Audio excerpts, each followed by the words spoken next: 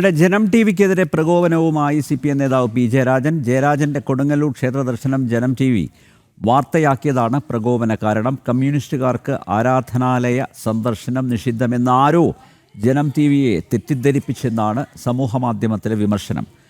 കഴിഞ്ഞ ദിവസമാണ് ജയരാജൻ ആരെയും അറിയിക്കാതെ രഹസ്യമായി കൊടുങ്ങല്ലൂർ ക്ഷേത്രത്തിൽ ദർശനം നടത്തിയത്.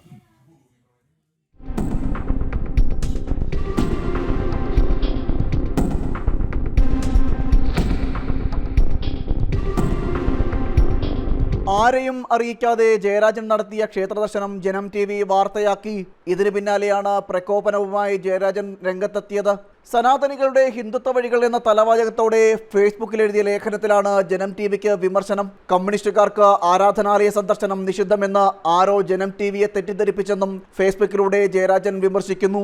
കഴിഞ്ഞ ദിവസം വൈകിട്ടാണ് തൃശൂർ കൊടുങ്ങല്ലൂർ ശ്രീകുരുംബ ക്ഷേത്രത്തിൽ CPM നേതാവ് P. ജയരാജൻ ദർശനം നടത്തിയത്.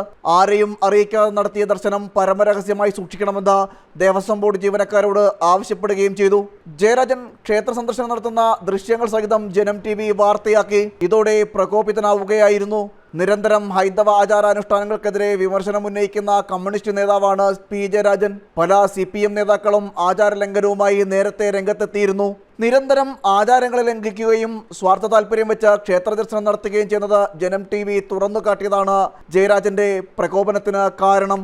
ജനം, തിരുവനന്തപുരം.